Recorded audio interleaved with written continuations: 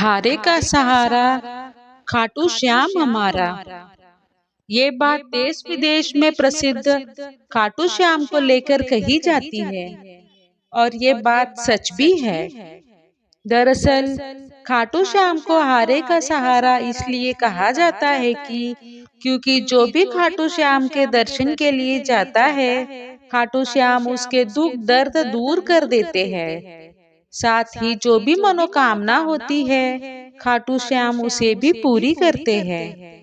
जहाँ लोग खाटू श्याम के दर्शन करने के लिए दूर दूर से आते हैं, तो वहीं कई लोग ऐसे हैं जो खाटू श्याम कुंड के बारे में नहीं जानते हैं।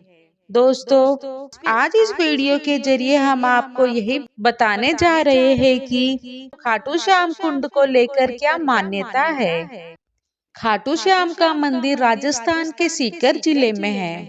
खाटू श्याम को भगवान श्री कृष्ण ने कलयुग में अपने नाम से पूजे जाने का वरदान दिया था और कहा था, तुम्हारे दर्शन करने से सभी लोगों के दुख दर्द दूर हो जाएंगे।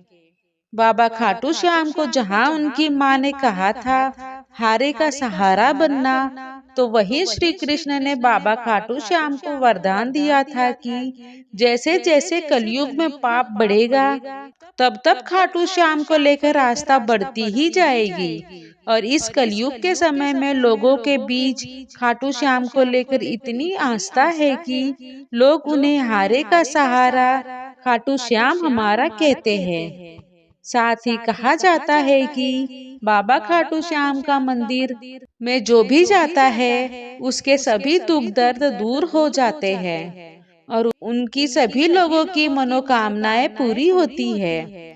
और इस वजह से बाबा खाटू श्याम के मंदिर में लाखों लोग पहुंचते हैं। लेकिन कई लोग सिर्फ बाबा खाटू श्याम के दर्शन करके ही वापस आ जाते हैं और खाटू श्याम कुंड में नहीं जाते हैं, जिसको लेकर एक खास मान्यता है। खाटू श्याम के मंदिर के पास वाले कुंड को लेकर मान्यता है कि बर्बरीक का शीश इस प्राचीन श्याम कुंड से ही निकाला गया था।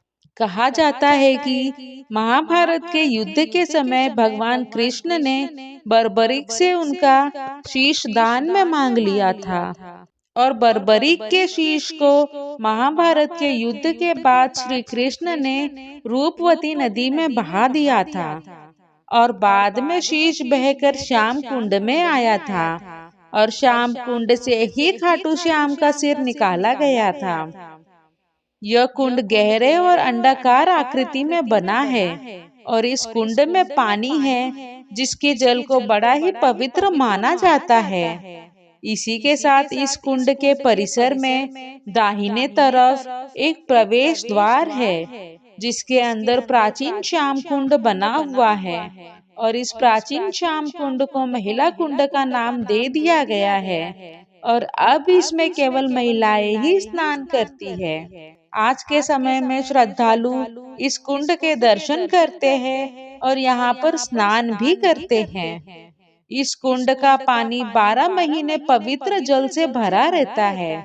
कुंड का जल जमीन से निकलता है, इसलिए ऐसा कहा जाता है कि कुंड में जल पाताल से आता है। वहीं श्री श्याम कुंड को खाटू का तीर्थ जलाशय भी कहा जाता है। इस कुंड में स्नान करने से पापों का नाश होता है और पुण्यों की प्राप्ति होती है। वहीं श्याम कुंड के जल का चरणामृत ग्रहण करने से आत्मिक शक्ति का अनुभव होता है। जय श्री श्याम।